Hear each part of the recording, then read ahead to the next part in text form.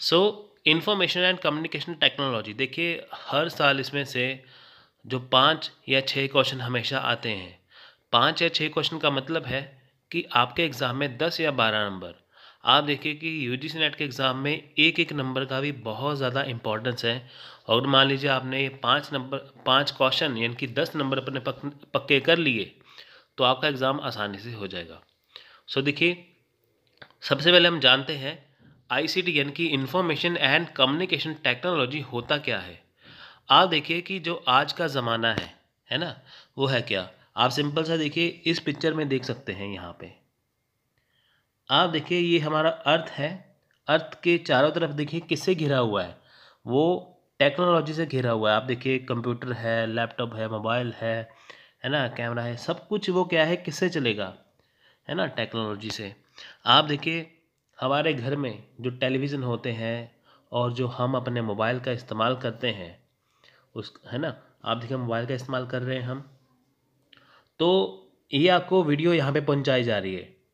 आप देखिए, मोबाइल में कोई वायर नहीं है कि कुछ नहीं है, ये किससे कनेक्टेड है, ये सैटेलाइट से कनेक्टेड है। टेलीविज़न पे देखिए जो प्रोग्राम आते हैं, वो किससे कनेक्टेड है, वो सैटेलाइट से जो कनेक्टेड है। तो इससे क्या है, ये देखिए टेक्नोलॉजी है। टेक्नोलॉजी मतलब क्या है कि नई नई एडवांसमेंट आ चुकी है। पहले देखिए टेलीफोन था, है ना। सबसे पहले क्या था, सबसे पहले देखिए कबूतर थे, बाद में टेलीफोन, फिर बाद में चिट्ठियाँ आई, फिर टेलीफोन आया, फिर आजकल मोबाइल आए, फिर बाद में क्या है, स्मार्टफोन आए। पहले कंप्यूटर थे बड़े बड़े, फिर कंप्यूटर आए, फिर उसके बाद लैपटॉप आए, है ना, फिर टैब आई। तो ये क्या ही टेक्नोलॉजी है, इनकी बदलते ज़माने के साथ क्या है, नई नई चीज़ें आना। यानी कि देखिए, इंफॉर्मेशन एंड कम्युनिकेशन टेक्नोलॉजी क्या है, जिससे देखिए हमारा काम आसान बनता है ना। इससे हमारा क्या काम क्या है, आसान बन रहा है। आप देखिए, टेक्नोलॉजी का ज़माना है। पहले देखिए कि आप जैसे आप देखिए कि हमें स्कूल कॉलेज में जाके अब भी हम पढ़ते हैं, पहले भी था, लेकिन आजकल क्या है, ऑनलाइन लेक्चर आ चुके हैं, है ना। तो वो क्या है, टेक्नोलॉजी है।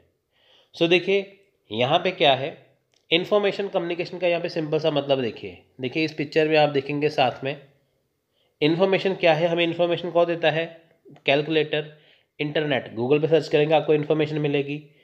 आपको कुछ करना है, प्लस माइनस करना है, कैलकुलेशन से करेंगे, कैलकुलेटर से वो होगा। कंप्यूटर आपको इन्फॉर्मेशन दे रहा है ना। आप ये मेरा लेक्चर देख रहे हैं, आप इन्फॉर्मेशन दे रहे हैं, देख रहे हैं। तो ये क्या है, इन्फॉर्मेशन। अब कम्युनिकेशन क्या है, आप किसके साथ जुड़ रहे हैं।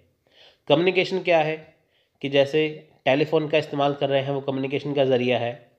वीडियो कॉल कर रहे हैं, वो कम्युनिकेशन का ज़रिया है। यानी कि देखिए, जब आप गूगल पे सर्च करते हैं या मेरी वीडियो देख रहे हैं, ये क्या ही इन्फॉर्मेशन है।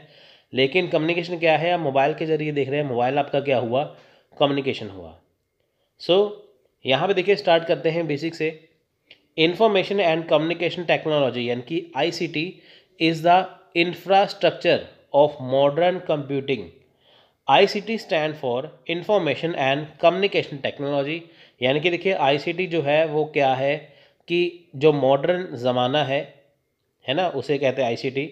तो आईसीटी का देखिए फुल फॉर्म होता क्या है, information communication technology. Information technology इनकी IT includes technology used for collecting,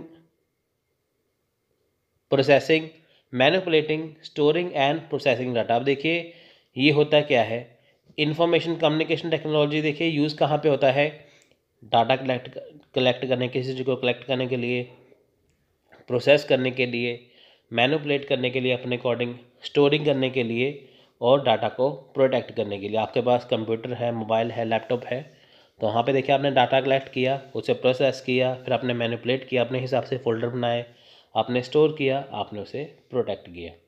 अब देखिए, कई जगह पे आईसीटी लिखा होता है, कई जगह पे आईटी लिखा होता है, बात दोनों एक ही है। अब देखिए, जैसे इंग्लैंड है, वहाँ पे आईटी बोल देते हैं इसे, है ना। अमेरिका में आईटी बोल देते हैं इसे। तो इंफॉर्मेशन कम टेक्नोलॉजी है, तो आईसीटी और आईटी क्या है, वो दोनों सेम है। सो देखिए, the processing data is known as information. अब देखिए, आईसीटी में क्या है, आईसीटी का प्रयोग, आईसीटी का यूज़ कहाँ पे होता है, कलेक्ट करने के लिए डाटा को प्रोसेस करने के लिए, डाटा को मैनिपुलेट करने के लिए, डाटा को स्टोरेज के लिए, डाटा को प्रोटेक्ट के लिए। अब देखिए, जो प्रोसेस डाटा होता है उसे बोलते हैं इंफॉर्मेशन। सो देखिए the term information and communication technology ICT is more commonly use. देखिए वही बात आ गई ना, ये कहते हैं कि जो ICT है वो सबसे ज़्यादा यूज़ होने वाला शब्द है, लेकिन इंफॉर्मेशन टेक्नोलॉजी इनकी IT ये कहाँ पे has been accepted term in the UK and USA। अब देखिए UK USA जो है यानी कि यूनाइटेड किंगडम यानी कि जो इंग्लैंड वाला एरिया है वो, और अमेरिका, वहाँ पे ICT को देखिए IT बोलते हैं, लेकिन कॉमनली हम क्या बोलते हैं, ICT बोलते हैं। IT किस में बोलेंगे, UK USA में, और ICT हम पूरी दुनिया में बोलते हैं कॉमनली। सो ICT देखिए ये वही है कि फुल फॉर्म इसकी communication technology, information communication technology है ना। It involve the use of computer, internet and other modern technology. आजकल देखिए जो कंप्यूटर है, इंटरनेट है, और जो अदर देखिए टेक्नोलॉजी है उसका देखिए इसमें यूज़ होता है, किस में होता है, ICT के द्वारा, ICT में इसका यूज़ होता है। ICT has revolutionised all aspect of our life. ICT deal with the use of electronic computers and software to store, convert, process, retrieve, communicate and transmit information। आप देखिए जो ICT है इसने रेवोल्यूशनरी काम किया है हमारी ज़िंदगी में। आप देखिए जब आदि मानव थे, है ना, तब देखिए क्या, जब देखिए अर्ली वैदिक पीरियड नहीं था, जब लेटर वैदिक पीरियड आया, बाद में देखिए लोहे की खोज हुई ना, आयरन की खोज हुई, उससे पहले आयरन नहीं था। अब देखिए आयरन की खोज उनके लिए, आयरन की डिस्कवरी उनके लिए इतनी ज़्यादा देखिए तब से आज तक हमारे लिए इतनी ज़्यादा ज़रूरी है, एक रेवोल्यूशनरी है, ये हर जगह काम आती है। पहले देखिए जो आयरन की खोज हुई थी ना वो एक रेवोल्यूशनरी था। उसी तरह जो आज का टाइम है, वहाँ पे जो डाटा है, जो कम्युनिकेशन, जो इंफॉर्मेशन कम्युनिकेशन टेक्नोलॉजी है, इसने रेवोल्यूशनाइज्ड काम किया है। आप देखिए पहले के ज़माने में क्या था कि जैसे मान लीजिए कि आपको किसी से मिलना है, पहले क्या था, आप देखिए 30 साल पहले, है ना, 30-35 साल 90s की बात करें, वहाँ पे फ़ोन, जो मोबाइल फ़ोन नहीं थे, आपने किसी को कहा कि हम कल इतने बजे मिलेंगे, हम कल 4 बजे मिलेंगे, अगर वो 4 बजे की बजाय 4:30 पहुँचे या पहुँचे ही ना, है ना, तो वो पता नहीं चलता था। लेकिन आजकल क्या है, आपके पास मोबाइल है, आप मिनट मिनट में मैसेज करते हैं कि हाँ हम यहाँ पहुँच गए, हम वहाँ पहुँच गए, ऐसे है वैसे है। तो ये क्या है, टेक्नोलॉजी है। तो सिंपल सी बात क्या है, इसने हमारी ज़िंदगी को क्या है, आसान बनाया है। आपके जो देखिए रिलेटिव्स हैं, दोस्त हैं, वो फॉरेन कंट्री में हैं, है ना। पहले देखिए कॉल्स बहुत महंगी होती थी, कोई फ़ोन बहुत कम करते थे। आजकल क्या है, वीडियो कॉल करिए, है ना, वीडियो कॉल क्या है, इंटरनेट कनेक्शन तो है। तो ये क्या है, टेक्नोलॉजी से क्या है, रेवोल्यूशनाइज काम हुआ है हमारी ज़िंदगी के हर हिस्से में, है ना वो चीज़। आजकल ऑनलाइन पेमेंट का ज़माना है, आपका बैंक में लाइन में लगने की ज़रूरत नहीं है, अपने अकाउंट में पैसे ट्रांसफ़र करिए, बात ख़त्म। तो इसका देखिए ICT यूज़ कहाँ पे होता है, इलेक्ट्रॉनिक्स कंप्यूटर में, सॉफ्टवेयर को स्टोर करने के लिए, कन्वर्ट करने के लिए, प्रोसेस करने के लिए, रिट्राइव करने के लिए, कम्युनिकेट करने के लिए, इंफॉर्मेशन को ट्रांसमिट करने के लिए।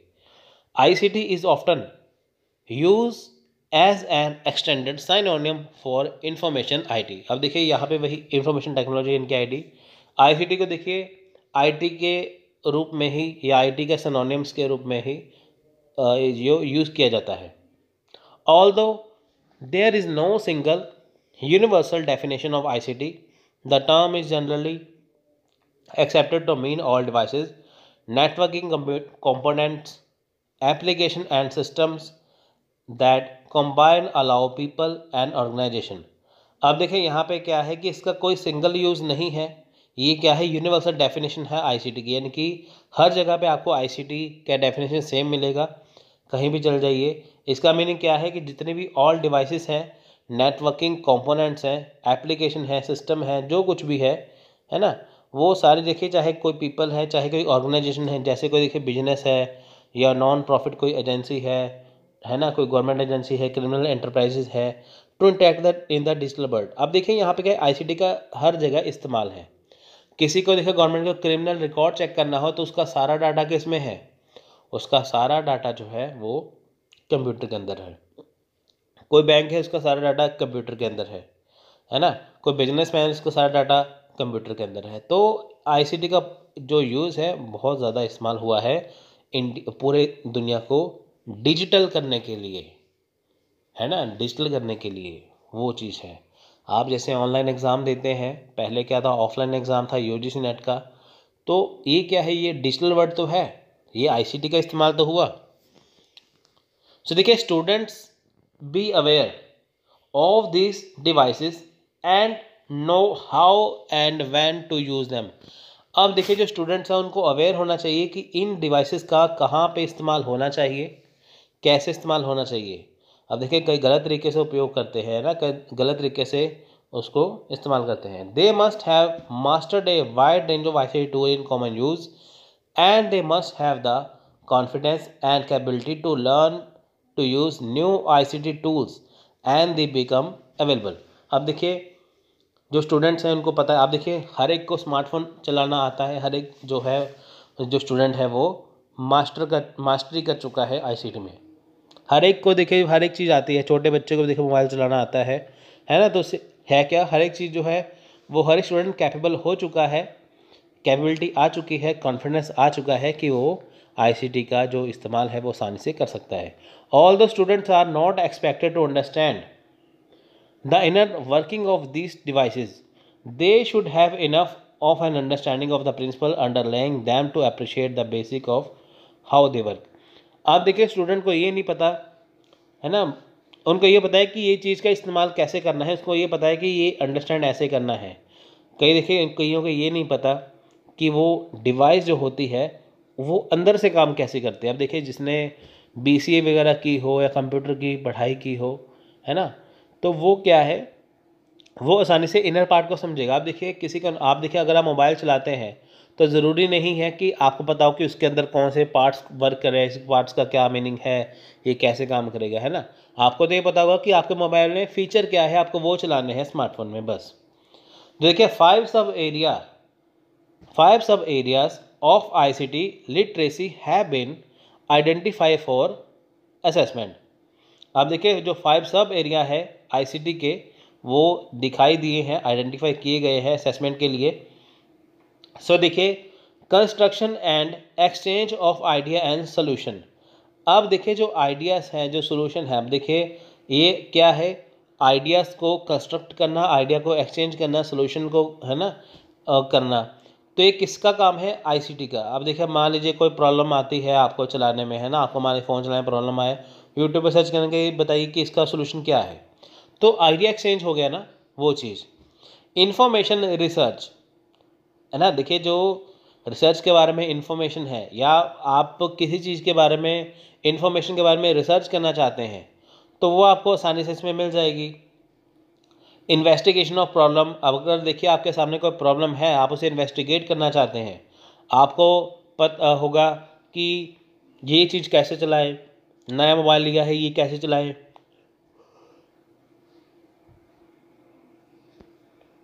घर में एसी लगवाया है उसे कैसे चलाए, है ना, यूट्यूब पे एजुकेशन चैनल कैसे देखें। तो ये प्रॉब्लम्स जो है वो सोल्यूशन होगा।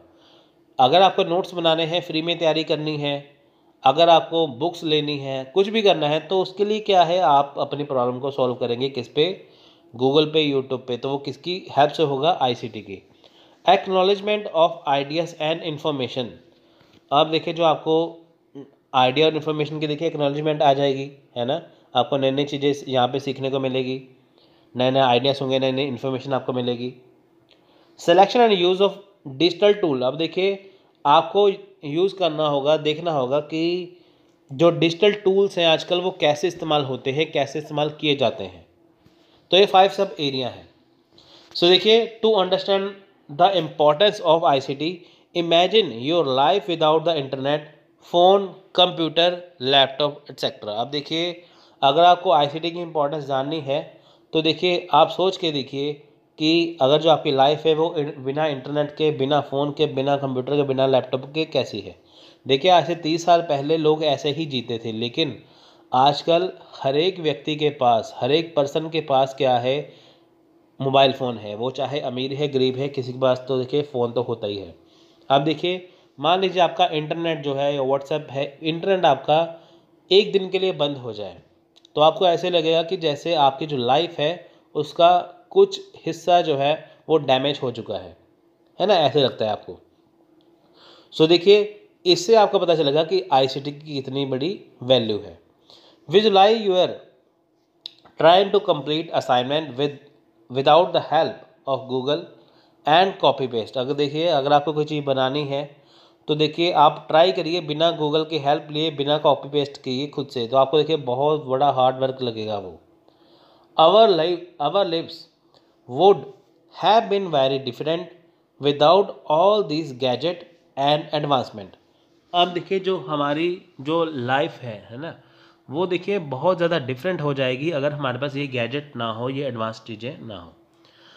ICT is used everywhere now, B it school, college, home और बिजनेस। अब देखिए ICT हर जगह इस्तेमाल होती है, चाहे स्कूल है, कॉलेज है, होम है, बिजनेस है।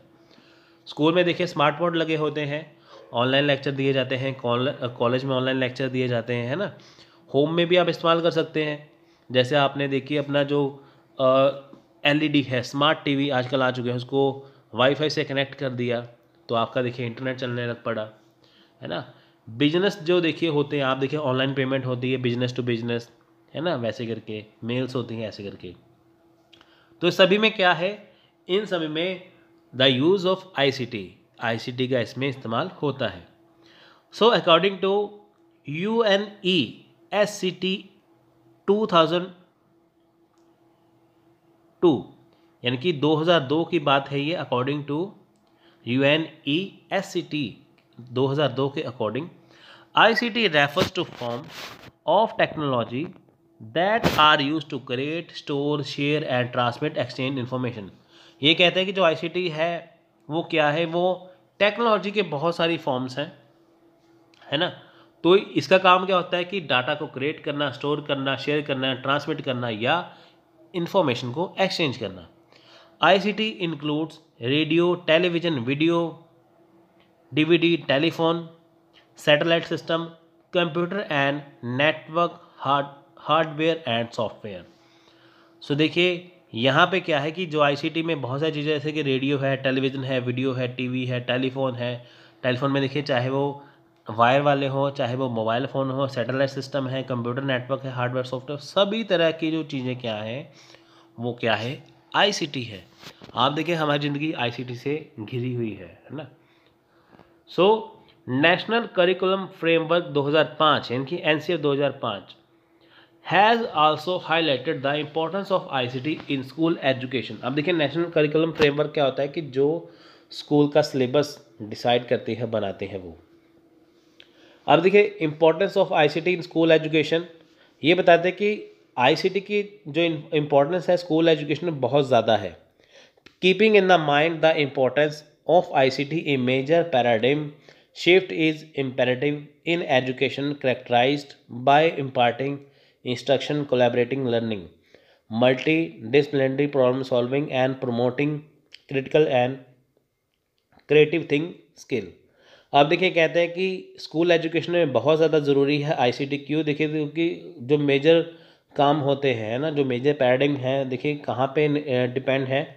जैसे देखिए कोलैबोरेटिंग लर्निंग है, बच्चे आपस में बैठ के सीखते हैं, है ना। मल्टी डिसिप्लिनरी प्रॉब्लम सॉल्विंग हो जाती है, critical and creative thinking skill आते हैं स्टूडेंट के अंदर। अब देखिए जैसे हमारे टीचर ने क्लास में जो चीज़ पढ़ाई है वही सेम इन्फॉर्मेशन देखिए बच्चा अगर यूट्यूब से, गूगल से देखता है तो उसे एक्स्ट्रा नॉलेज यहाँ पे मिलेगी।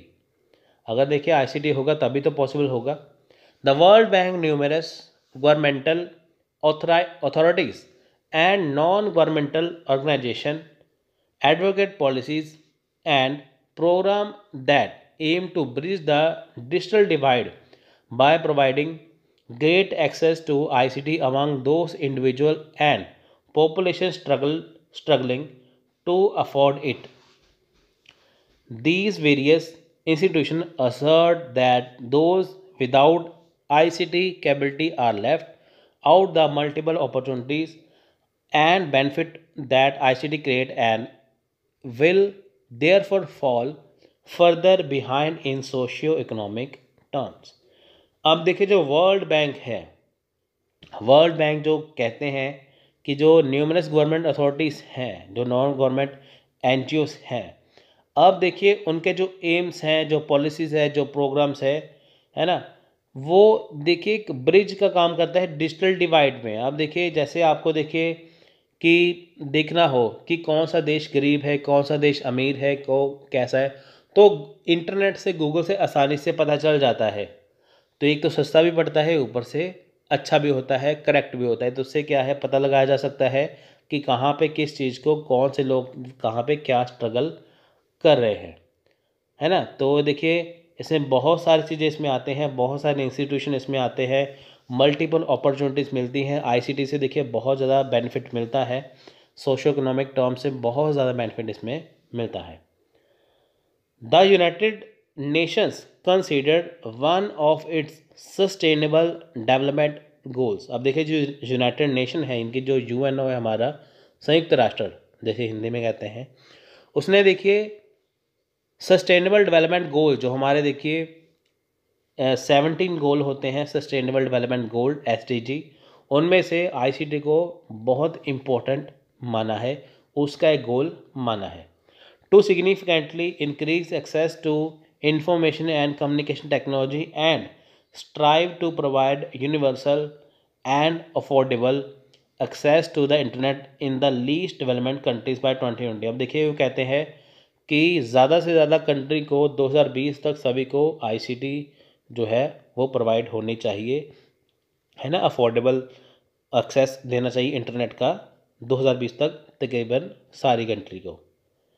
तो देखिए 2020 तो बहुत पहले का चला गया, तो वहाँ पे तो देखिए आप कोरोना भी फैला था ना, तो काम सारा रुक सा गया था, तो आगे जाके हो जाएगा। तो कहने का सिंपल सा ये मतलब है कि जो आईसीटी कम्युनिकेशन टेक्नोलॉजी है उसका मतलब है प्रोवाइड करवाना, अफोर्डेबल एक्सेस देना पूरी दुनिया को, कि ताकि हर एक जो लोग हैं आईसीटी को जान पाए, इसका इस्तेमाल कर पाएँ। जो इम्पोर्टेंस ऑफ इन एजुकेशन में क्या है, देखिए जो आईसीटी है शिक्षा में, एजुकेशन में क्यों ज़रूरी है। गवर्नमेंट ऑफ इंडिया का ये कहना है, गवर्नमेंट ऑफ इंडिया चलाया था ना वो सर्व शिक्षा अभियान, यहाँ की इसका क्या मतलब है कि सभी को पढ़ाना, सभी को एजुकेशन देना, ठीक है। तो एजुकेशन कैसे दी जाए, देखिए वो दी जाए आईसीटी के ज़रिए, वहाँ पे क्वालिटी को इम्प्रूवमेंट करना, ठीक है फ्रेंड्स। अब देखिए जब से डिजिटल इंडिया की बात आई है तो आईसीटी का जो है वो काम काफ़ी बढ़ चुका है। अब देखिए कि आजकल सारी चीज़ें तकरीबन ऑनलाइन हो रही हैं, ठीक है। आईसीटी की वजह से आप देखिए कि जो ऑफलाइन कोचिंग थी वो आजकल आपको ऑनलाइन कोचिंग मिल रही है बहुत कम रेट में, ठीक है। आप ये देख सकते हैं कि अगर आप यूट्यूब पे कोई भी यूजीसी का लेक्चर देख लो, चलो आप हमारी एग्जांपल एक, चलो स्टडी भारत यूट्यूब चैनल हमारा ऐसा चैनल है जहाँ पे हम आपको पेपर 1 के लिए फ्री में कोर्स करवा रहे हैं, ठीक है। तो आगे जाके हम पेपर 2 भी फ्री में करवाएंगे। अब ये देखिए कि ये किसकी वजह से पॉसिबल है, ये पॉसिबल है आईसीटी की वजह से। मान लीजिए कि आईसीटी होता ही ना तो हम आपको फ्री कोर्स नहीं करवा पाते, है ना। तो कहने का सिंपल ये मतलब है कि चाहे कोई गरीब स्टूडेंट हो, जो नीडी स्टूडेंट हो, जो बहुत दूर बैठा हो, तो वो फ्री का कोर्स का लाभ उठा सकता है। किसकी वजह से, आईसीटी की वजह से। हम उसको फ्री में कोर्स करवाएंगे पेपर 1 पेपर 2 के लिए, जिसके पास पैसे नहीं है ऑफलाइन पढ़ने के लिए, वो ऑनलाइन पढ़ सकता है। वो किसकी वजह से पॉसिबल है, वो पॉसिबल है आईसीटी की वजह से, ठीक है फ्रेंड्स। आप देखो यूट्यूब पे कोई भी लेक्चर देख सकते हो किसी भी चैनल का, अगर आपको वहाँ से इन्फॉर्मेशन लेनी है तो आप वो ले सकते हो, ठीक है। तो यही गवर्नमेंट का कहना है कि चाहे कोई भी स्कूल हो, चाहे वो सरकारी स्कूल हो, चाहे प्राइवेट स्कूल हो, कुछ भी हो, वहाँ पे क्या है कि क्वालिटी को इम्प्रूव करना, ठीक है friends. Again, ICT has figured comprehensively in the norm of schooling recommending by the Central Advisory Board of Education (CABE) in its report of Universal Secondary Education in 2005। देखिए आईसीटी का क्या कहना है कि आईसीटी का ये कहना है कि जो स्कूल हैं, जो central advisory board of education है, उन्होंने अपनी रिपोर्ट दी थी 2005 में। उनमें यही बात की गई थी कि आईसीटी को जो है वो लाया जाए कि ताकि स्कूलों की जो इम्प्रूवमेंट है वो हो सके। ICT is useful of distance education program with learning become web based। अब देखिए डिस्टेंस एजुकेशन है क्या, नया शब्द आया है, क्या है। देखिए डिस्टेंस एजुकेशन क्या है कि जैसे मान के चलिए कि आप बैठे हो दिल्ली में और आप पढ़ रहे हो कहाँ से, चेन्नई से, ठीक है। अब आपके पास इतना टाइम थोड़ी है कि वहाँ पे आप दिल्ली जाके पढ़ो, वहाँ पे जाके एडमिशन लो, ठीक है। अब आपको चेन्नई की पढ़ाई यहाँ पे चाहिए, या चेन्नई वालों को दिल्ली की पढ़ाई उनके वहाँ चाहिए, तो कैसे पॉसिबल होगा, डिस्टेंस एजुकेशन से होगा, ठीक है। एजुकेशन तो वही रहेगा, डिस्टेंस का मतलब कि दूरी, ठीक है। यानी कि आप दूर बैठे कहीं भी किसी भी कोचिंग इंस्टीट्यूट का कुछ भी आप लेक्चर देख सकते हो, वो होता है डिस्टेंस एजुकेशन, ठीक है। जैसे हमारा स्टडी भारत चैनल पे लोग जैसे लेक्चर देखते हैं, फ्री में देखते हैं, तो पूरे भारत में, पूरे इंडिया में जितने भी बच्चे हैं जो एजुकेशन ले रहे हैं वो क्या है, वो डिस्टेंस एजुकेशन है, ठीक है। तो ये आईसीटी की वजह से पॉसिबल है।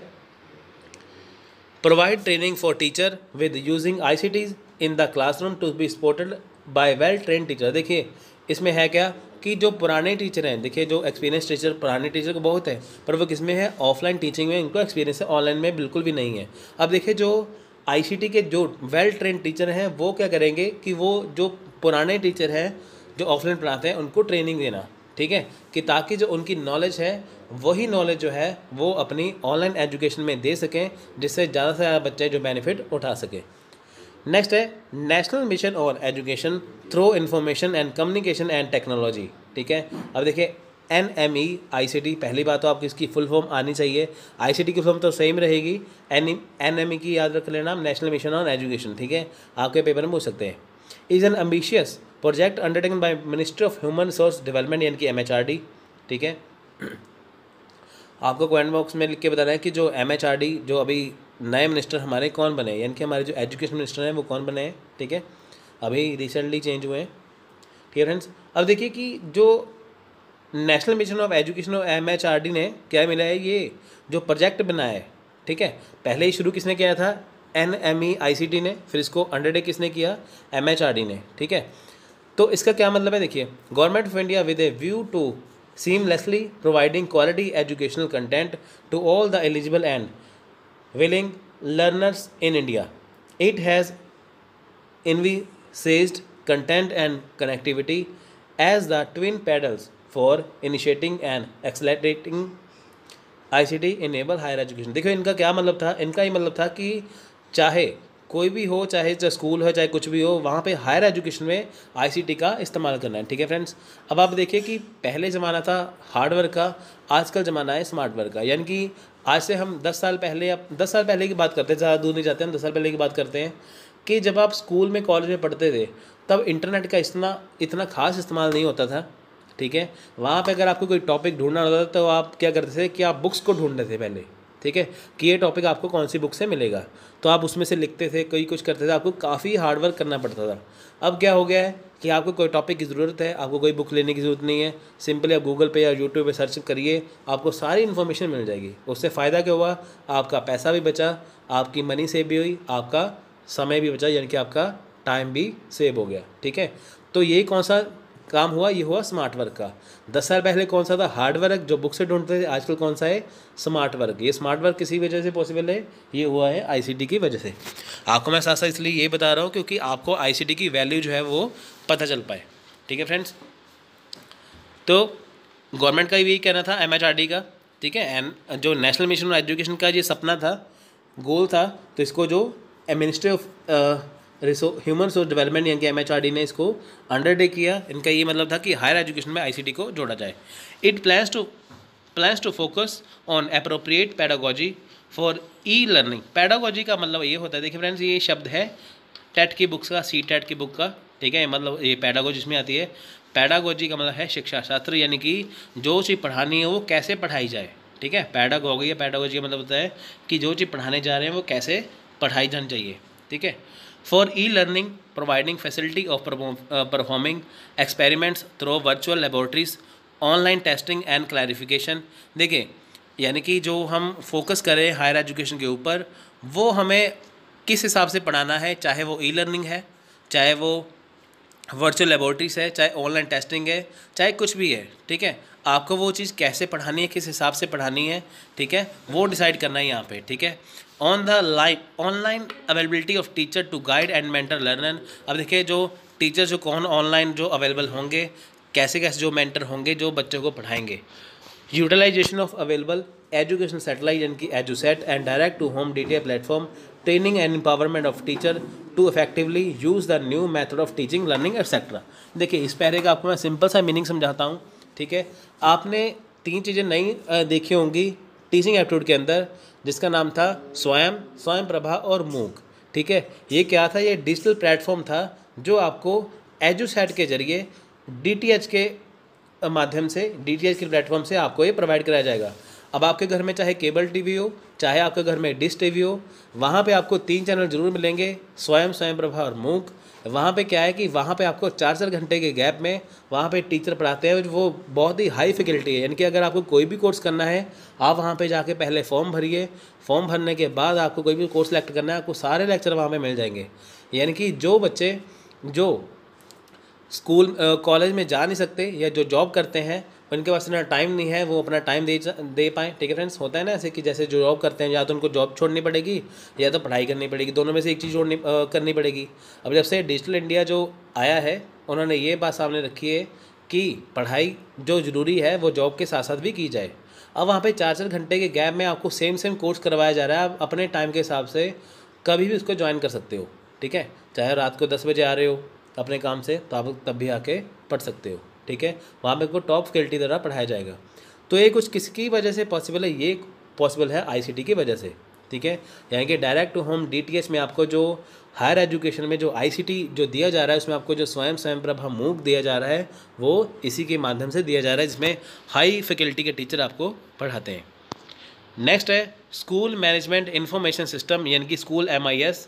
देखें, इन nation wide network will be established in which school teachers, students, school manager and community at large participate। देखिए इसमें क्या है, नेशन वाइड नेटवर्क क्या है कि जितने भी पूरे भारत के जो स्कूल हैं, जो टीचर्स हैं, जो स्टूडेंट हैं, ठीक है, जो स्कूल के मैनेजर हैं, स्कूल को संभालते हैं, जो कम्युनिटी है स्कूल की, वो काफ़ी बड़ी मात्रा में है। ठीक है, तो उनका एक network banana. This implementation will include the school management system, information system, digital and repositories of tools, content and resources, professional development and continuing education platforms and guidance, counseling and other student support service। देखिए इसमें क्या है कि विभिन्न स्कूलों के विभिन्न जैसे स्कूल हैं, टीचर हैं, स्टूडेंट हैं, कुछ भी हैं, वहाँ पे क्या है कि आपको आईसीटी के जरिए क्या है, आपको सारी की सारी जो गाइडेंस दी जाएगी। ठीक है, काउंसलिंग की जाएगी आपकी। ठीक है, आपको कहीं पे कोई चीज़ की ज़रूरत है, आपको समझ में ना आ रहा हो कि आप 10th के बाद क्या करो, कुछ है ना, तो आप क्या है ऑनलाइन इसको सर्च कर सकते हो। चाहे वो कोई टीचर है, चाहे कोई स्टूडेंट है, वहाँ पे आपको कोई क्वायरी है, वहाँ पे आपको उसका आंसर मिल जाएगा। ठीक है, the scope of information to be collected by the MIS will be broad and include student and teacher tracking, particularly for their academic needs. अब देखिए, जो स्टूडेंट है, जो टीचर है, उनको ट्रैक करके जो उनकी जो एकेडमिक जो नीड्स हैं, ठीक है, उसको क्या करना है, उसको इसमें शामिल करना है। ठीक है, इनका क्या लक्ष्य है कि जैसे कोई भी स्टूडेंट है, किसके बारे में कुछ वो इन्फॉर्मेशन चाहता है, तो वो देखते हैं कि ये इन्फॉर्मेशन इनको कहाँ से मिल सकती है, तो उसको वो दे दी जाती है। The norms will also define standards of technology, include language font, word processor, technical dictionary etcetera, open standard facilitating universal access to information, content and source will be ensured. ठीक है फ्रेंड्स, यहाँ पे क्या है कि यहाँ पे जो टेक्निकल डिक्शनरी है, जो वर्ड्स प्रोसेसर है, यहाँ पे इसका जो लैंग्वेज है वहाँ पे इसका इस्तेमाल किया जा रहा है। आप देखिए, आप गूगल पे हिंदी, इंग्लिश, पंजाबी में कहीं पे भी सर्च करो, आपको सारी इन्फॉर्मेशन मिल जाएगी। इंफॉर्मेशन टेक्नोलॉजी एक्ट, देखिए आईसीटी जो IT एक्ट है वो कब बना? Information technology act 2000 was thus passed on the act on 9 June 2000 and it was made effective from October 7, 2000। यानी कि कब बना था? 9 जून 2000 में। और ये कब अब अपने काम में आया, कब प्रभावी तौर से लागू हुआ? 17 अक्टूबर 2000 सन को। By adopting the cyber legislation, India become the 12th nation in the world to adopt a cyber law regime. ठीक है, रिजाइम का मतलब होता है शासन। देखिए, जब 2000 सन में IT एक्ट आया था, ठीक है, IT एक्ट आया था, तो तब क्या था, जो भारत है, जो इंडिया है, वो दुनिया का 12वें नंबर का देश बना था, 12वें नंबर पे पोजीशन थी, जिसने साइबर लॉ को अपनाया था। ठीक है, साइबर कानून को अपनाया था। आपके लिए यहाँ से एक बड़ा क्वेश्चन है कि जब IT कानून जब लागू हुआ था, तब हमारे देश के प्रधानमंत्री कौन थे? ठीक है फ्रेंड्स, इसका आप मेरे को जवाब जो है वो कमेंट बॉक्स में लिख के बताइए। एम ऑफ IT एक्ट, अब देखिए ये IT एक्ट क्यों लगाया गया? देखिए, अब अगर हम कोई भी चीज़ करते हैं, कोई भी चीज़ सरकार हमें कोई लागू करती है, तो उसका कोई ना कोई मकसद तो ज़रूर होता है। तो इसलिए इसका एम जानते हैं क्या है? To deliver lawful recognition for transaction through electronic data interchange EDI and other means of electronic communication commonly refer to as electronic commerce और ई कॉमर्स। देखिए इसमें क्या है कि जो डिलीवर जो लॉफुल है, यानी कि इसमें क्या है कि जो आईसीटी का जो आईटी का एम क्या था कि जो इलेक्ट्रॉनिक डाटा है, यानी कि जो डाटा हम अपनी पहले डायरी में लिखते, जो कुछ भी लिखते थे, अब उसको जो हम कंप्यूटर में उसको बना रहे हैं, ठीक है, उसको हम इंटरचेंज कर रहे हैं, तो उसके लिए हम जो इलेक्ट्रॉनिक कम्युनिकेशन का इस्तेमाल कर रहे हैं, तो कुछ भी है, ठीक है, चाहे वो कॉमर्स के लिए चाहे ई कॉमर्स के लिए कुछ भी इस्तेमाल कर रहे हैं, तो इसका ये मतलब था कि उसको कहाँ पे स्टोर किया जाए, ठीक है। इसका 2 लक्ष्य था। देखिए, the aim was to use replacement of paper based method of communication storage of information. देखिए पेपर वर्क इतना बढ़ चुका था, पेपर वर्क इतना आज भी इतना ज़्यादा, अब तो बहुत कम हो गया, पहले इतना ज़्यादा हो गया था।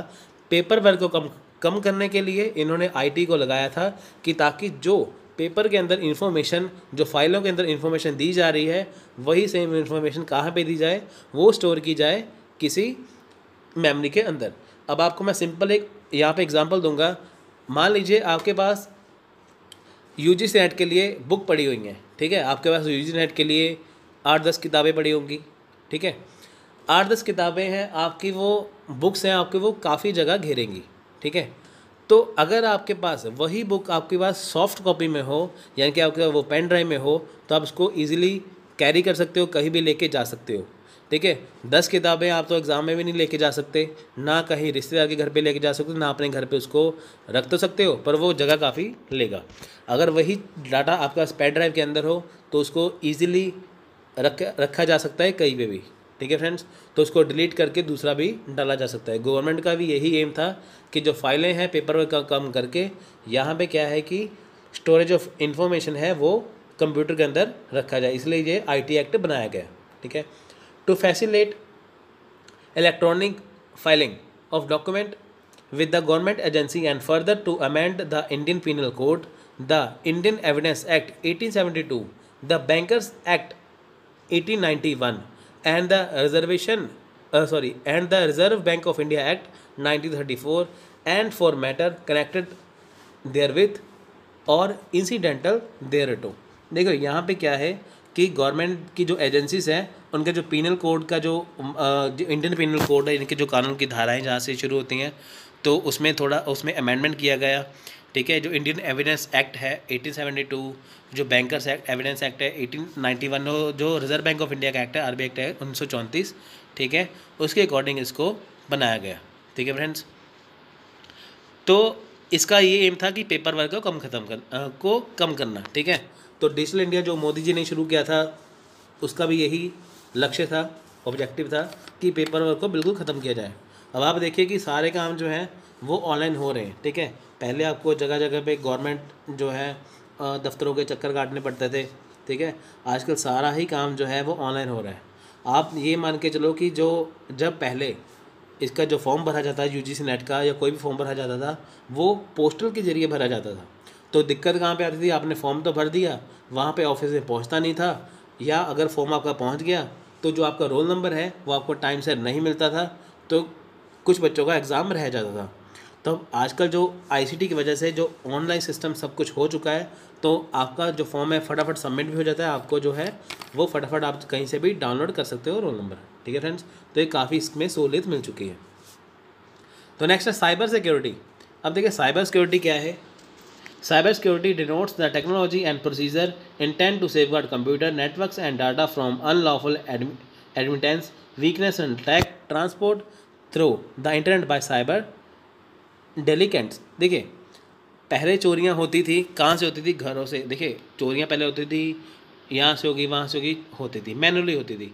आजकल क्या है कि आजकल जो चोरियां होती हैं वो होती हैं साइबर के ज़रिए, ठीक है। आपको फ़ोन आता है कि आप अपना, हम बैंक से बोल रहे हैं, आप अपना अकाउंट नंबर दिया, आपका जो एटीएम बंद होने वाला है, आप कुछ लोग क्या करते हैं अपना नंबर दे देते हैं, उनके अकाउंट से पैसे सारे ही साफ़ कर दिए जाते हैं। तो उसमें होता क्या है, चोरी तो हो गई, पहले आपके घर से चोरी होती थी, अब आपके अकाउंट से चोरी हो रही है। तो ये किस में आएगा, ये आएगा साइबर सिक्योरिटी में, ठीक है फ्रेंड्स। यानी कि जो गवर्नमेंट ने डाटा बना रखा है उसको सेफ़ रखने के लिए, कंप्यूटर को सेफ़ रखने के लिए, नेटवर्क को सेफ़ रखने के लिए, ठीक है, जो उसमें जो अटैक्स, जो उसमें चोरियां होती हैं उसको कम करने के लिए साइबर सिक्योरिटी बनाई गई है, ठीक है। अब देखिए गवर्नमेंट का जो इतना जो डाटा है बहुत ज़्यादा कॉन्फिडेंशियल है, अगर जो उसके प्रोजेक्ट है जितने ही सारे वो रिवील कर दिए जाए, बता दी जाए, तो वो बहुत ज़्यादा खतरनाक साबित हो सकता है। ठीक है, अब देखिए साइबर सिक्योरिटी के लिए क्या यहाँ पे किया गया था, यहाँ पे लिखा ना ISO, यहाँ पे नंबर दिया हो, ये is the international cyber security standard that deliver A model for creating, applying, functioning, monitoring, reviewing, perceiving and improving information management system. ये क्या है कि अगर जो इंटरनेट जो साइबर सिक्योरिटी है, ठीक है, उसमें क्या है कि जो मैसेज जो डिलीवर है, जो किया जा रहा है, या कोई चीज़ क्रिएट की जा रही है, जो चीज़ अप्लाई की जा रही है, जो चीज़ फंक्शन कैसे करती है, जो काम कैसे कर रही है, उसका रिव्यू देखना, ये सारा कुछ किसकी वजह, जो नंबर है ना जो इसकी वजह से पॉसिबल है, कोड की वजह से। ठीक है, तो ये सारी चीज़ें साइबर सिक्योरिटी के अंदर आती हैं, यानी कि इसकी सुरक्षा के लिए। ठीक है, the ministry of communication and information technology under the government of India provides a strategy outline called the national cyber security policy. देखिए गवर्नमेंट ने इसको नेशनल साइबर सिक्योरिटी पॉलिसी के तहत रखा है। The purpose of this government body is to protect the public and private infrastructure from cyber attack. देखिए इसका लक्ष्य क्या है साइबर सिक्योरिटी का, कि ताकि जो साइबर अटैक है उससे बचा जा सके। ठीक है फ्रेंड्स, अब देखिए, अब पिछले साल रैंसमवेयर अटैक हुआ था, तो इस साल भी अभी किस जगह पे हुआ था क्या था कि जो माइक्रोसॉफ्ट है उसने अपनी सिक्योरिटी कंप्यूटर से ले ली थी, तो हटा ली थी सिक्योरिटी। ठीक है, उसकी वजह से क्या है कि जो हैकर्स थे उन्होंने तकरीबन कई देशों, जो काफ़ी देशों के लोगों के जो बिजनेसमैन थे, उनके जो कंप्यूटर जो है हैक करके अपना पासवर्ड लगा दिया था। अब उनका वहाँ पे इतना महंगा डाटा, इतना जो काम का डाटा वहाँ पे उन्होंने लॉक कर दिया था। फिर उन्होंने कहा कि आप यहाँ पे इतने पैसे दीजिए, फिर वो फिरौती मांगने लग गए। ठीक है, तो उससे क्या हो गया कि वो एक तरह से चोरी थी, तो वहाँ पे जो उनको पैसे दिए गए, फिर उन्होंने उनका लॉक खोल दिया। तो होता क्या है कि मान के चलो कि अगर आप कोई बिजनेसमैन है, अगर आपके पास कोई डाटा बहुत ज़्यादा आपका जो कॉन्फिडेंशियल है, काम का डाटा है, अगर उसको साइबर सिक्योरिटी ना हो, उसको रैंसमवेयर अटैक या उसके ऊपर कोई साइबर अटैक हो जाए, आपका डाटा जो है वो या तो ख़त्म हो सकता है, या उसके ऊपर कोई लॉक लग सकता है, तो जिससे आपको बहुत सारा नुकसान हो सकता है। तो इसको रोकने के लिए साइबर सिक्योरिटी लगाई गई है। नेक्स्ट है साइबर स्पेस। देखिए cyber space can be defined as an intricate environment that involve interaction between people, software and services. It is, देखिए ये है क्या, साइबर स्पेस है क्या कि जो सॉफ्टवेयर है, जो सर्विस है, जो इंट्रैक्शन है लोगों के बीच में, उसको इन्वॉल्व करना है। ठीक है, it is maintain by the world wide distribution of information communication technology and network. इसे कैसे, साइबर स्पेस का मतलब क्या है कि इसको सर्विस को मेंटेन करना है। इसको मेंटेन कैसे करना है? ठीक है, cyber space is useful for common people, business and critical information infrastructure, military and government etcetera. Cyber space किसके लिए ज़रूरी है? कॉमन पीपल, बिजनेसमैन के लिए। अब देखिए NME ICT की फुल फॉर्म क्या है? देखिए आपको ऊपर मैंने इसका बताया था, इसके आप फुल फॉर्म देखिए क्या है। ठीक है, देखिए ये क्वेश्चन आ चुका है पहले, तो इसका राइट आंसर है ऑप्शन नंबर 1, यानी कि नेशनल मिशन ऑन एजुकेशन। मैंने आपको बताया था कि नेशनल मिशन ऑन एजुकेशन याद कर लो, ICT सेम वही रहेगा। नेक्स्ट क्वेश्चन है, which of the following statement regarding the feature of information and communication technology is या आर ट्रू। अब देखिए बताइए कि इसके अकॉर्डिंग जो है जो ICT के बारे में क्या क्या चीज़ सही है। ठीक है, तो आंसर है ऑप्शन नंबर 1। ठीक है, इनकी 1 और 2 ऑप्शन जो है वो सही है। नेक्स्ट है question, read the following statement. देखिए आप ये स्टेटमेंट पढ़िए, इसका आंसर दीजिए। ठीक है, तो इसका राइट आंसर है ऑप्शन नंबर 2। ठीक है, नाइदर 1 नॉर 2। ठीक है, अब इसको अच्छे से देख लो, और आपको समझ में ना आए तो वीडियो को पॉज करके इसको एक बार जरूर पढ़िए। आपको ऐसे ही क्वेश्चन एग्जाम में आएंगे जो आपके लिए काफ़ी कन्फ्यूजिंग हो जाएंगे। आप हर एक क्वेश्चन को आसानी से कर सकते हो, बशर्ते आपने उसको अच्छे से कंटेंट को समझाओ। तो नेक्स्ट हम बात करेंगे कंप्यूटर की।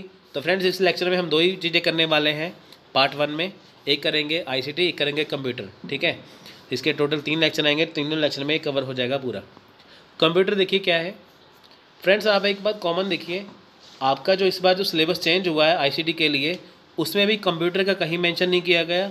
तो जो 2018 वाला जो सिलेबस था उसमें भी कंप्यूटर का कहीं मेंशन नहीं किया गया, यानी कि पहले भी मेंशन नहीं था, अभी मेंशन नहीं है, तो हमें करना ज़रूरी है। आपको इसमें मैं इंपॉर्टेंट वही चीज़ें करवाऊँगा कंप्यूटर के बारे में जिसमें से आपको एग्जाम में क्वेश्चन आते हैं या आ सकते हैं। तो चलिए देखते हैं कंप्यूटर क्या है। Computer were use to perform arithmetic calculation at fast speed is used in nearly every field. The term computer has been borrowed from compute that mean calculate. देखिए कंप्यूटर का जो मीनिंग है, कंप्यूटर शब्द कहाँ से लिया गया है? कंप्यूटर का मीनिंग है कंप्यूट, यानी कि इसका मतलब क्या होता है? कैलकुलेशन। तो फ्रेंड्स कंप्यूटर को एक कैलकुलेशन मशीन भी कहा जा सकता है। ठीक है, आजकल कंप्यूटर का हर जगह पे इस्तेमाल हो रहा है। ठीक है, where initially computer is a programmable machine. देखिए इसको कहते तो कैलकुलेशन मशीन है, ठीक है, पर ये होती क्या है? ये होती है प्रोग्रामेबल मशीन, जिसमें काफ़ी तरह के प्रोग्राम होते हैं। The two principal characteristics of computer are it response to specific set of instruction in a well defined manner and it can execute a pre recorded list of instruction. यहाँ पे क्या देखिए फ्रेंड्स, आपको यहाँ पे दो तरह के प्रिंसिपल मिलेंगे। पहला तो आपको ये मिलेगा, आपको यहाँ पे वेल डिफाइंड मैनर, यानी कि सब कुछ आपको चीज़ें जो है वो वेल डिफाइंड मिलेंगी। दूसरी बात क्या है, आपको यहाँ पे क्या आपको वेल रिकॉर्डेड इंस्ट्रक्शन मिलेंगी, यानी कि आपको कोई काम कैसे करना है कंप्यूटर के अंदर, आपको उसके बारे में सब कुछ पहले इंस्ट्रक्शन दी जाएंगी। ठीक है, अगर आप कंप्यूटर पर लिख रहे हो, अगर आपके वहाँ पे स्पेलिंग गलत हो जाए तो उसके नीचे रेड अंडरलाइन बनी आ जाती है, तो इससे आप अंदाज़ा लगा सकते हो कि आपका स्पेलिंग गलत है। तो ये क्या है? ये pre recorded list of instruction है। ठीक है, तो नेक्स्ट है कैरेक्टरिस्टिक्स ऑफ कंप्यूटर। देखिए कैरेक्टरिस्टिक्स ऑफ कंप्यूटर क्या है? देखिए विशेषता क्या है? पहली बात speed. A computer can perform several million instruction in 1 second. देखिए कंप्यूटर क्या है कि जितने भी बड़ी से बड़ी कैलकुलेशन हो, गणना हो, उसको सिर्फ 1 सेकंड के अंदर ही उसको वो कर सकता है। The speed of computer in specified in MIB यानी कि मिलियन इंस्ट्रक्शन पर सेकेंड ऑफ MF लोप्स यानी कि मिलियन फ्लोटिंग पॉइंट ऑपरेशन पर सेकेंड। तो कंप्यूटर की जो स्पीड है वो कैसे टेस्ट होती है? MIB और MF लोप से। Next accuracy. देखिए कंप्यूटर का एक तो स्पीड में बढ़िया है, एक तो उसकी एक्यूरेसी बहुत ज़्यादा बढ़िया है। ठीक है, हम कंप्यूटर के ऊपर पूरी तरह से विश्वास कर सकते हैं। Computer technology is well stabilised and chances of computer giving inaccurate result are very rare. देखिए कंप्यूटर में क्या है कि आपको सारी चीज़ें वो सही मिलेगी, बहुत ही कम चांसेस होते हैं कि आपको यहाँ पे चीज़ें कुछ गलत मिल जाए। गलत हो जाती हैं पर बहुत कम चांसेस है गलत होने के। It is performed with a very high degree और कंसिस्टेंट एक्यूरेसी। देखिए इसमें क्या है कि बहुत ज़्यादा हाई डिग्री कंसिस्टेंट एक्यूरेसी है, यानी कि इसमें जो है गलती होने के बहुत कम चांसेस है, तो इसमें एक्यूरेसी होने के बहुत ज़्यादा चांसेस होते हैं। Versatility. The same computer can be used for various application. देखिए एक कंप्यूटर का आप बहुत सारी चीज़ों के लिए इस्तेमाल कर सकते हो, चाहे आप कैलकुलेशन करिए, चाहे आप पेंट में करिए, चाहे आप इंटरनेट के लिए, सारी जगह पे आएगा कंप्यूटर का इस्तेमाल हो रहा है। Storage. A computer can storage a huge amount of data in its memory such as letter, picture and sound etcetera. देखिए कंप्यूटर के अंदर आप बहुत सारी मात्रा में आप स्टोरेज कर सकते हो, चाहे वो फोटोज़ हो, चाहे वो लेटर्स हो, चाहे वो पिक्चर हो, चाहे वो म्यूज़िक हो, चाहे वो वीडियोस हो, चाहे कुछ भी हो। ठीक है फ्रेंड्स, देखिए computer organisation. Computer organisation, the computer perform basically 5 major operation of function irrespective of their size and make. देखिए जो कंप्यूटर जो है वो 5 जो है वो मेजर ऑपरेशन, जो मेजर चीज़ों को ऑपरेट करता है, यानी कि हम देखते हैं साइज़ के अकॉर्डिंग जो है वो 5 चीज़ें करता है। देखिए पहले क्या है? एक्सेप्ट डाटा और instruction by way of input. देखिए अगर आप कोई चीज़ इनपुट करते हो, ठीक है, अगर आप कोई कंप्यूटर के अंदर जो चीज़ डालते हो, ठीक है, वो डाटा को एक्सेप्ट करता है, उसके बाद स्टोर करता है डाटा को, यानी कि वो 5 चीज़ें जो कंप्यूटर वो जो मेजर टाइप वो करता है। ठीक है, 5 जो चीज़ें क्या है? पहले वो डाटा को एक्सेप्ट करेगा, यानी कि वो इनपुट, आप डाटा को इनपुट करेगा उसके अंदर, उसके बाद वो डाटा को स्टोर करेगा। ठीक है, उसके अंदर डाटा को स्टोर कर सकते हो। Process data as required by the user. अगर आपको कोई भी चीज़ डाटा जो आपने इनपुट किया है तो वो पहले डाटा को प्रोसेस करेगा। ठीक है, उसके बाद गिव रिजल्ट, उसको डाटा जो आपने जिसका आपको रिजल्ट चाहिए था आपको उसका वो रिजल्ट देगा। Controls all operation inside a computer. अब जितने भी कंप्यूटर के अंदर जो चीज़ें चलती हैं उसको वो कंट्रोल करता है। नेक्स्ट है इनपुट। देखिए इनपुट को कहते हैं क्या है? This is the process of entering data and programme into the computer system. अगर हम कंप्यूटर के अंदर कोई डाटा को डाल रहे हैं तो वो होता है हमारा इनपुट। ठीक है, कंट्रोल यूनिट। देखिए the process of input output processing of. देखिए इसमें क्या है फ्रेंड्स, कंप्यूटर के अंदर जितनी भी सारी चीज़ें हैं, चाहे वो इनपुट है, आउटपुट है, डाटा कंट्रोल है, कुछ भी है, स्टोरेज है, वो होता है कंट्रोल यूनिट कंप्यूटर के अंदर। मेमोरी यूनिट क्या है? Computer is use to store data instruction. देखिए मेमोरी यूनिट किसे कहते हैं कि जब आप कंप्यूटर के अंदर कोई डाटा को स्टोर कर रहे हैं। अर्थमेटिक लॉजिक यूनिट यानी कि ALU, the major operation performed by ALU are addition, subtraction, multiplication, division, logic and comparison. जब आप चीज़ों को ऐड करते हो, कम हटाते हो, मल्टीप्लाई करते हो, डिवीज़न करते हो, लॉजिक कंपैरिजन कुछ भी करते हो, तो वो किसकी वजह से पॉसिबल है? वो पॉसिबल है ALU यानी कि अर्थमेटिक लॉजिक यूनिट की वजह से। नेक्स्ट है आउटपुट। अब देखिए जो आपने डाटा जो डाला था, इनपुट किया था, अब उसके आपको जो इन्फॉर्मेशन दी गई है वो आती है आउटपुट के अंदर। ठीक है, आपको जो रिजल्ट आ रहा है डाटा का वो होता है output. The ALU and the CU of a computer system are jointly known as the central processing unit. अब देखिए जो CU और ALU दोनों हैं, दोनों का जॉइंटली सिस्टम है, उसे हम कहते हैं CPU। यानी कि CPU क्या है? CPU है brain of any computer system. यानी कि CPU जो है सेंट्रल प्रोसेसिंग यूनिट है, वो कंप्यूटर का ब्रेन होता है। ठीक है फ्रेंड्स, तो देखिए ALU और CU को मिला के क्या बनता है? CPU। तो अब हम बात करेंगे क्लासिफिकेशन ऑफ कंप्यूटर की। देखिए फ्रेंड्स, क्लासिफिकेशन की बात करें तो यहाँ पे लिखा है कि साइज़ और पावर के हिसाब से कोई भी कंप्यूटर ले सकते हो। देखिए अगर आपको कोई बढ़िया सा कंप्यूटर लेना है आपके काम के मुताबिक, तो आप उसके लिए आपको जो साइज़ चाहिए, जो पावर चाहिए, उसके लिए आपको ज़्यादा पैसे खर्च करने पड़ेंगे। ठीक है, अगर आपको नॉर्मल चाहिए तो आपको वो आसानी से मिल जाएगा। यानी कि अगर पावर की साइज़ की बात करोगे तो आपको जो है कॉस्ट उसकी कम ज़्यादा हो सकती है। ठीक है, आप अपने हिसाब से कंप्यूटर को ले सकते हो अपने बजट के हिसाब से।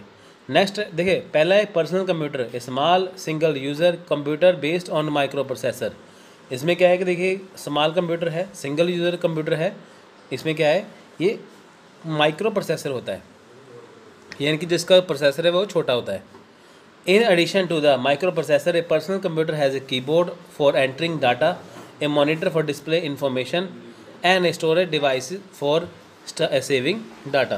तो फ्रेंड्स इसमें है क्या? देखिए इसमें अगर जो कंप्यूटर होता है आपको उसमें माइक्रो प्रोसेसर दिया जाता है, साथ में क्या है आपको कीबोर्ड मिलता है डाटा को एंटर करने के लिए। उसमें क्या है कि आपको एक जो डिस्प्ले होती है कंप्यूटर पे, जिस पे आपको इन्फॉर्मेशन जो है दिखाई देती है, और एक स्टोरेज देता है कंप्यूटर के अंदर जिसमें आप डाटा को सेव कर सकते हैं। जैसे कंप्यूटर होता ही है, माउस, कीबोर्ड हो गया, डाटा हो गया, मॉनिटर हो गया। ठीक है फ्रेंड्स, नेक्स्ट है work station. A powerful single user computer, a work station is like a personal computer but it has a more powerful micro processor and higher quality monitor. तो friend देखिए जो work station है इसमें क्या है कि जो आपको माइक्रो प्रोसेसर मिलता है वो काफ़ी हाई पावर का मिलता है। इसमें क्या है कि मॉनिटर भी जो हाई क्वालिटी का मिलता है। ठीक है, मिनी कंप्यूटर क्या है? देखिए multi user computer capable of supporting from 10 to 100 of user simultaneously. देखिए मिनी कंप्यूटर क्या है? जिसको 10 to 100 ऑफ यूज़र, यानी कि जैसे क्या है, मिनी कंप्यूटर वो होते हैं जिसको मल्टी यूज़र यानी कि एक से ज़्यादा यूज़र जो है वो इस्तेमाल कर सकते हैं। ठीक है, नेक्स्ट है super computer, an extremely fast computer that can perform hundreds of millions of instruction पर सेकेंड। देखिए सुपर कंप्यूटर क्या है? जिसमें आपको बहुत जो एक्स्ट्रा स्पीड में हो। ठीक है, जिसमें आपको काफ़ी जो इंस्ट्रक्शन है वो आपको कुछ ही सेकंड में आपको दी जाती हैं। Analogue computer accept process and generates continuous data. देखिए एनालॉग कंप्यूटर में है क्या है कि जो डाटा है वो एक्सेप्ट करता है, प्रोसेस करता है, वो लगातार वो करता ही रहता है। ठीक है, computation are carried out with physical quantities such as length, voltage, current etcetera. ठीक है, यहाँ पे क्या है कि फिजिकली तौर पे जो लेंथ है, वोल्टेज है, जो करंट है, वो इसमें काफ़ी अलग तरीके का होता है। ठीक है, यानी कि इसमें जो चीज़ें हैं वो अलग तरह से होती हैं। डिजिटल कंप्यूटर क्या है? Digital computer accept process and produce discrete data. Computation is done with discrete quantities such as numerical digit. Digital computer में क्या है? देखिए आप जो क्या है कि जो न्यूमेरिकल डिजिट है, ठीक है, अब उसको कर सकते हैं। कंप्यूटेशन आप जितनी यानी कि जो आप गणना है, अगर आपको कैलकुलेशन करनी है वो आप यूज़ कर सकते हो। Usual fax machine, electronic calculator, example of digital device. देखिए डिजिटल कंप्यूटर में क्या है? फैक्स मशीन लगा सकते हो, इलेक्ट्रॉनिक कैलकुलेटर वगैरह ये हो सकता है। ठीक है, देखिए ALU स्टैंड फॉर, आंसर है option number D, arithmetic logical unit. Next is the post industrial society designated by. देखिए चार ऑप्शन आपके सामने, इसका आंसर देखिए, answer option number A info. तो फ्रेंड्स अब हम बात करेंगे मेमोरी यूनिट की, ठीक है फ्रेंड्स। तो फ्रेंड्स देखिए, आपको मैं लेफ़्ट से राइट नहीं, राइट से लेफ़्ट में यहाँ से पढ़ाऊँगा, आपको जल्दी समझ में आएगा, ठीक है। देखिए, बाइनरी डिजिट में एक होता है 1 बिट यानी कि 1 बिट, 1 निबल में होते हैं 4 बिट, 1 बाइट में होता है 8 बिट, 1 KB में यानी कि किलोबाइट में होता है 124 बाइट्स, 1 MB में होते हैं 124 KB यानी, ठीक है। तो 1 GB में होते हैं 1024 MB, GB की फुल फॉर्म है गीगाबाइट। 1 TB यानी कि 1 टेराबाइट में, जिसकी हार्ड डिस्क वगैरह आजकल आती हैं, हार्ड ड्राइव आती हैं, उसमें होती है 1024 यानी कि 1024 GB। तो 1 PB यानी कि पेटाबाइट में कितने होते हैं 1024 TB। 1 EB यानी कि एक्साबाइट में होते हैं 1024 PB। 1 ज़ेटाबाइट में यानी कि ज़ेटाबाइट ZB जिसे GB या ZB बोलते हैं, इसमें होते हैं 1024 EB यानी कि एक्साबाइट। 1 YB यानी कि योटाबाइट में होते हैं 1024 GB यानी कि ZB। 1 ब्रोंटोबाइट में होते हैं 1024 YB यानी कि जोटाबाइट। तो 1 जियोप टाइप में होते हैं 1024 ब्रोंटोबाइट। तो फ्रेंड्स देखिए कितनी सारी मेमोरी सब आ चुकी हैं, ठीक है। लगभग तो फ्रेंड देखिए TB टेराबाइट का इस्तेमाल होता है, ठीक है। तो ये आपको याद करना जरूरी है। इसके आप नाम याद करिए, इसकी फुल फॉर्म क्या है, आपको ये एग्ज़ाम में काफ़ी काम आने वाली है। देखिए एक ये क्वेश्चन आया था पहले, मैं आपको साथ साथ क्वेश्चन करवा रहा हूँ इसलिए कि आपको, ताकि इसकी लेंथ का, इसकी आइडिया पता चल सके कि ये कितना इंपॉर्टेंट है। ए गीगाबाइट इज़ इक्वल टू, अब देखिए गीगाबाइट किसके इक्वल है, आपको मैंने ऊपर बताई है, देखिए 1024 MB के। देखिए इसका राइट आंसर क्या है, option number A. Which of the following represent 1 billion characters. देखिए 1 बिलियन करेक्टर्स जो है क्या, कौन रिप्रेजेंट कर रहा है, तो इसका आंसर है ऑप्शन नंबर सी यानी कि गीगाबाइट, ठीक है। In a computer byte generally consist of, देखिए बाइट किससे बनते हैं, देखिए ऑप्शन नंबर 2 8 बिट से, यानी कि 1 बिट में क्या है, 1 बाइट में क्या है 8 बिट्स होते हैं। If 1 gigabyte is equal to 230 bytes of data storage, then 1024 terabyte is equal to dash bits of storage.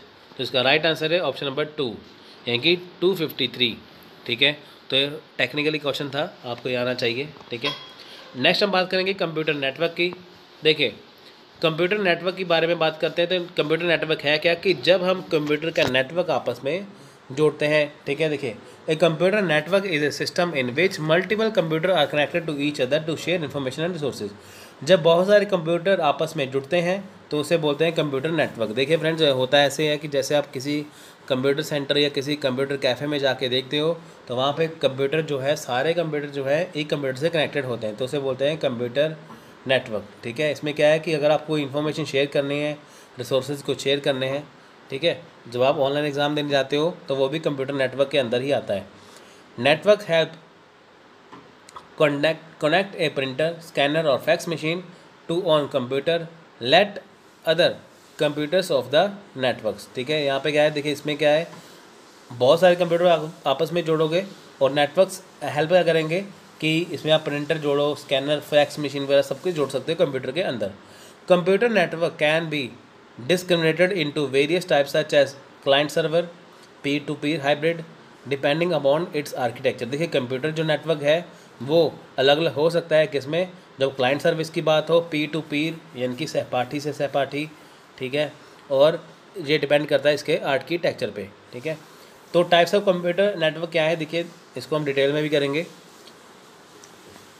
Personal computer network, ठीक है, local area network, metropolitan area network या वाइड एरिया नेटवर्क, ठीक है। देखिए personal computer network जिसे बोलते हैं friends, यहाँ पे पर्सनल एरिया नेटवर्क आएगा, यहाँ पे पर्सनल कंप्यूटर नेटवर्क लिखा है, आप इसको सही कर लेना। यहाँ पे आएगा पर्सनल एरिया नेटवर्क, ना कि पर्सनल कंप्यूटर नेटवर्क, ठीक है। तो कंप्यूटर को आप ठीक करके यहाँ पे एरिया कर लेना। तो इसे बोलते हैं पैन यानी कि personal area network. Is smallest network which is very personal to a user. देखिए ये बहुत छोटा, ये कंप्यूटर का जो नेटवर्क होता है, दिस में इंक्लूड ब्लूटूथ इनेबल डिवाइसेस और इन्फ्रारेड इनेबल डिवाइसेस। देखिए अगर हम किसी कंप्यूटर को आपस में अटैच करते हैं, वो ब्लूटूथ के जरिए या इन्फ्रारेड के जरिए जो कनेक्ट करते हैं, तो उसे बोलते हैं पैन। यानी कि अगर हम किसी कंप्यूटर को ब्लूटूथ के जरिए आपस में कनेक्ट कर रहे हैं तो वो आएगा पैन के अंदर, इनकी पर्सनल एरिया नेटवर्क के अंदर। PAN has connectivity range up to 10 metre, इसकी रेंज होती है 10 मीटर की, ठीक है, इसके बाहर इसकी रेंज टूट जाती है। पैन में include wireless computer keyboard and mouse, Bluetooth enable headphones, wireless printer and TV remotes. देखिए अब होता क्या है कि जैसे आप कंप्यूटर के साथ जो ब्लूटूथ लेते हो, देखिए आप साथ साथ कीबोर्ड है, माउस है, अगर आप वो वायरलेस लेते हो तो उसकी रेंज होती है 10 मीटर तक, ठीक है, तो उसकी रेंज होती है 10 मीटर तक। वो किससे जुड़ा होगा? वो जुड़ा होगा पैन के ज़रिए, ठीक है। आपको ब्लूटूथ लगाना होता है वहाँ पे, तो उसके ज़रिए आप कंप्यूटर में क्या करोगे, कीबोर्ड और माउस को कनेक्ट कर सकते हो। नेक्स्ट है लोकल एरिया नेटवर्क। देखिए computer network stand inside a building and operated under single administrative system is generally termed as local area network। अब देखिए है क्या कि किसी बिल्डिंग के अंदर अगर सारे कंप्यूटर आपस में कनेक्टेड हो तो वो होते हैं लोकल एरिया नेटवर्क से कनेक्ट होते हैं, तो जिसे बोलते हैं लैन, ठीक है। यानी कि लैन के जरिए क्या है, एक बिल्डिंग के सारे जो कंप्यूटर हैं वो आपस में कनेक्टेड होंगे। Usually LAN covers an organisation, office, schools, college, university. अब देखिए लैन कहाँ पे इस्तेमाल होता है? ऑफिस, स्कूल, कॉलेज या यूनिवर्सिटी में, ठीक है, सिंगल यूनिवर्सिटी में, यहाँ पे कॉलेज में इस्तेमाल होता है। आपको एग्ज़ाम में क्वेश्चन पूछ लेते हैं कई बार कि बताइए कि अगर कंप्यूटर नेटवर्क जोड़ना हो किसी स्कूल के अंदर तो वो किसके अंदर आएगा? वो आएगा लैन के अंदर। LAN provides a useful way of sharing of resources between and user. The resources such as printer, file server, scanner and internet are easily shareable among computers. LAN के जरिए क्या है, इसमें आप प्रिंटर्स को जोड़ सकते हो, इसमें आप इंटरनेट को आसानी से जोड़ सकते हो एक बिल्डिंग के सभी कंप्यूटर के अंदर। यानी कि एक बिल्डिंग में अगर लैन लगा हो तो उसमें जितना भी कंप्यूटर है सारे उसमें कनेक्ट हो जाएंगे, ठीक है। नेक्स्ट है मैन, यानी कि मेट्रोपॉलिटन एरिया नेटवर्क। तो फ्रेंड्स देखिए, अगर हम पहले हमने एक एरिया की बात की थी, एक बिल्डिंग की बात की थी, उसको लैन के जरिए जोड़ा गया था। अगर हम मैन की बात करें तो अगर हम एक सिटी के, ठीक है, अगर आप ये देखिए कि एक सिटी के जो टीवी नेटवर्क हैं, जो केबल टीवी नेटवर्क जो जुड़े होते हैं वो किससे जुड़े होते हैं? मेट्रोपॉलिटन एरिया नेटवर्क, यानी कि मैन के जरिए, ठीक है फ्रेंड्स। तो ये लैन से थोड़ा सा ऊपर है, ठीक है फ्रेंड्स। आपको सिंपल सा यहाँ पे एक बताऊँगा कि अगर किसी सिटी के, ठीक है, अगर हम एक बिल्डिंग की बात करें तो वो लैन से जुड़े होंगे। अगर हम किसी सिटी के आपस में सारे के सारे जो बिल्डिंग्स को जोड़ देते हो वो मैन के जरिए जोड़ेंगे, ठीक है। जैसे आपको देखिए, अगर हम इंटरनेट कनेक्शन की बात की थी ना, एक एरिया के अंदर जुड़ रहा है, अब जो इंटरनेट कनेक्शन जो प्रोवाइड करा रहा है पूरी सिटी को, वो उनको मैन के जरिए, इनकी मेट्रोपॉलिटन एरिया नेटवर्क के जरिए जोड़ेगा। नेक्स्ट है वाइड एरिया नेटवर्क। देखिए ये क्या है? Communication network that spans a large geographic area such as city, state, country. अब देखिए जो सिटीज़ है, स्टेट्स है, कंट्रीज़ हैं, उसके जो सारे कनेक्शन आपस में जोड़े जाते हैं तो वो WAN यानी कि वाइड एरिया नेटवर्क के जोड़े जाते हैं। अगर हम एक बिल्डिंग की बात करें तो वो लैन के जरिए, सिटी की बात करें तो वो मैन के जरिए, अगर हम स्टेट की बात करें तो वो वैन के जरिए यानी कि WAN के जरिए जोड़े जाते हैं, ठीक है फ्रेंड्स। देखिए क्वेश्चन है आपको, देखिए internal communication with institution is done through, ठीक है, एक इंस्टीट्यूशन के अंदर जो इंटरनेट जो कनेक्शन होता है, जो इंटरनल कम्युनिकेशन होता है वो किसके जरिए होता है? वो लैन के जरिए होता है। नेक्स्ट बात करेंगे हम कंप्यूटर वायरस की। देखिए वायरस क्या है, आपको सिंपल शब्दों में बताने जा रहा हूँ।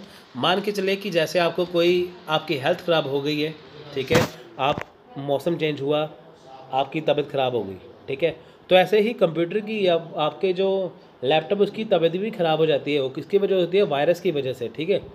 कंप्यूटर क्या है, सॉरी वायरस क्या है? कंप्यूटर की बीमारी है। कंप्यूटर वायरस है type of software program that like a biological virus, ठीक है। जैसे ही हमारा जो बायोलॉजिकल वायरस होता है वैसे ही कंप्यूटर के अंदर वायरस आ जाता है, जिससे कंप्यूटर जो इफेक्ट हो जाता है। जैसे हमें फीवर हो जाए, जैसे हम वायरल फीवर हो जाए, ठीक है, तो उसकी वजह से हमारी बॉडी काम करना इतना काम नहीं करती जैसे हम हेल्दी रह के कर सकते हैं। तो ऐसा ही कंप्यूटर के अंदर अगर वायरस पड़ा हो तो वो उतना स्लो काम करने लगेगा, यानी कि कंप्यूटर भी बीमार हो जाता है वायरस की वजह से। A virus can be spread by opening an email attachment, clicking on an executable files, visiting an infected website, or viewing an effective website advertisement. It can also be spread through infected removable storage devices such as USB drives। देखिए इसमें है क्या, virus आता है कहाँ से? Virus आता है आपका इंटरनेट के जरिए, वायरस आएगा आपका USB के जरिए, वायरस आपका आएगा हार्ड ड्राइव के जरिए।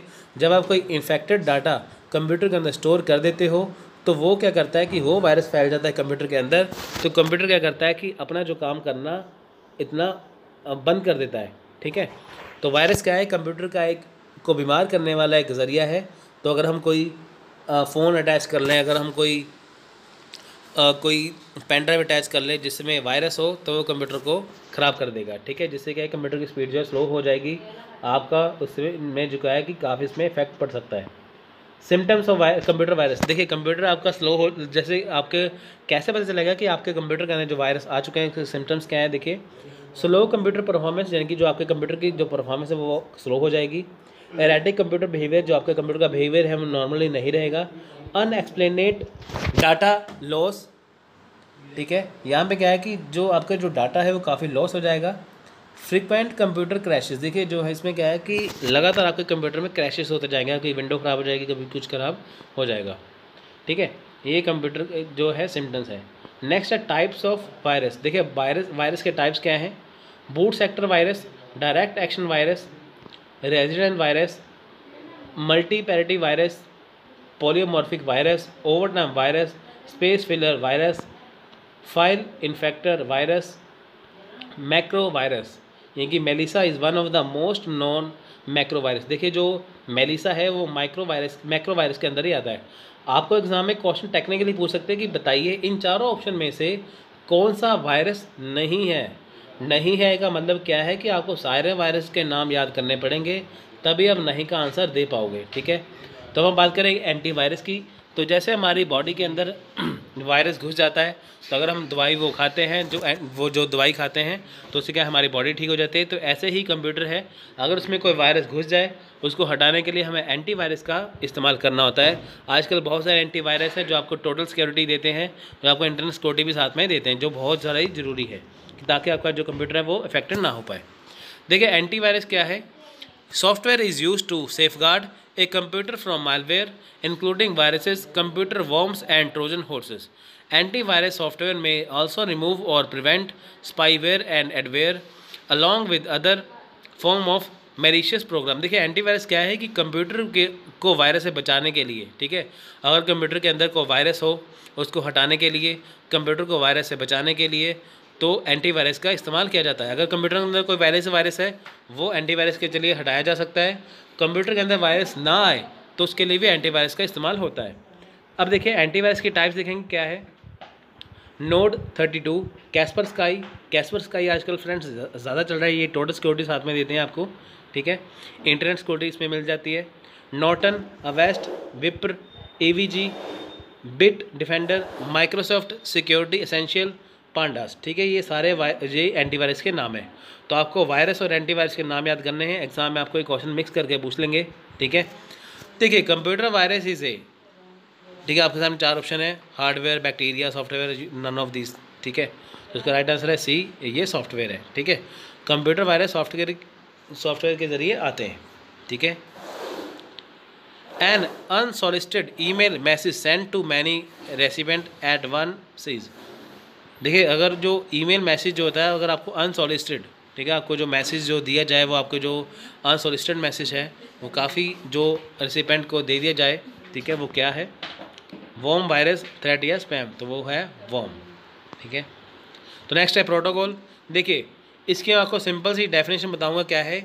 Sets of rule is known as protocol. ठीक है, set of rules is known as protocol, यानी कि जब हम जो हमारे नियम है, जो उसका जो सेट बनाया जाता है, यानी कि जो नियमों का जो एक सेट होता है, उसे बोलते हैं protocol.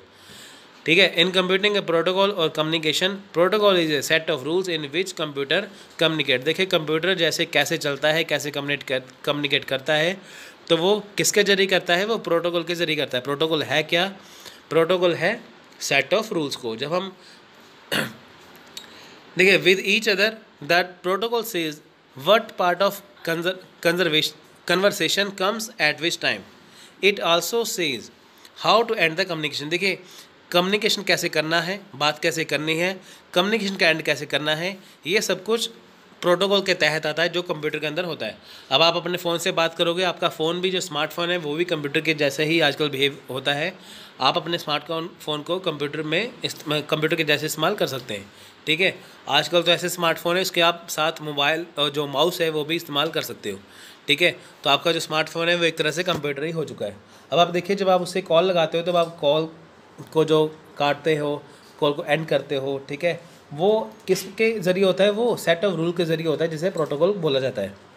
There are several protocol which works for user in application layer. Application layer protocol can be broadly divide into 2 category. देखिए, जो प्रोटोकॉल की जो एप्लीकेशन लेयर है इसको 2 भागों में बांटते हैं। पहला है protocol which are used by user, for example email. Protocol वो है जिसे यूज़र इस्तेमाल करते हैं, जैसे email. Protocol which help and support protocol used by user, for example DNS. एक प्रोटोकॉल जो इस्तेमाल किया जाता है, एक प्रोटोकॉल जिसे सपोर्ट किया जाता है। देखिए, the first component the protocol defines the manner of interpreting computer information. Many interest pages use HTTP। अब देखिए, HTTP यानी कि हाइपर टेक्स्ट ट्रांसफ़र प्रोटोकॉल क्या है? आप जैसे कोई वेबसाइट खोलोगे, वहाँ पे होता है ना लिखा है HTTP। तो वो क्या है कि अगर आप उसके ऊपर कोई चीज़ सर्च करते हो तो वो जो HTTP जो है, वो जो प्रोटोकॉल है, वो चीज़ को सर्च करेगा कि आपने सर्च क्या किया है, ठीक है। आपको उसी हिसाब से सारी चीज़ें दिखाई जाएंगी। नेक्स्ट है FTP यानी कि फाइल ट्रांसफ़र प्रोटोकॉल। अगर आप अपने फ़ोन में FTP खोलोगे, दूसरे फ़ोन में भी FTP खोलोगे, ठीक है, ब्लूटूथ के जरिए। ब्लूटूथ में जब आप ब्लूटूथ को खोलते हैं ना, ब्लूटूथ के अंदर एक ऑप्शन होती है FTP की। तो जब आप FTP का इस्तेमाल करोगे तो आप दूसरे जो फ़ोन है उसकी इन्फॉर्मेशन आप अपने फ़ोन में पूरा इन्फॉर्मेशन जो आपके फ़ोन में ट्रांसफ़र हो जाएगी, ठीक है। नेक्स्ट है न्यूज़ यानी कि Usenet news group protocol. Next है Gopher an alternative transfer protocol. ये प्रोटोकॉल का दूसरा जरिया है। Gopher protocol is mostly out of date number. देखिए, सम एग्जाम्पल आपको यहाँ पे बता रहा हूँ। HTTP क्या है? Use to access HTML documents और वेब पेजेस। जब आप वेब पेजेस को, डॉक्यूमेंट्स को खोलने की कोशिश करते हो तो आपको HTTP यहाँ पे लिखा होता है। गोफर यानी कि डॉक्यूमेंट के लिए। FTP यानी कि फाइल ट्रांसफ़र प्रोटोकॉल, ठीक है, जो आपको जो फाइलें हैं जो ट्रांसफ़र करनी है अपने फ़ोन के अंदर ब्लूटूथ के ज़रिए, ठीक है, वहाँ पे ऑप्शन होती है, वो होती है FTP। टेलीनेट जो होता है वो होता है इंटरनेट साइड यूजिंग टेलीनेट, ठीक है, जब आप रिमोट इंटरनेट का इस्तेमाल करते हो।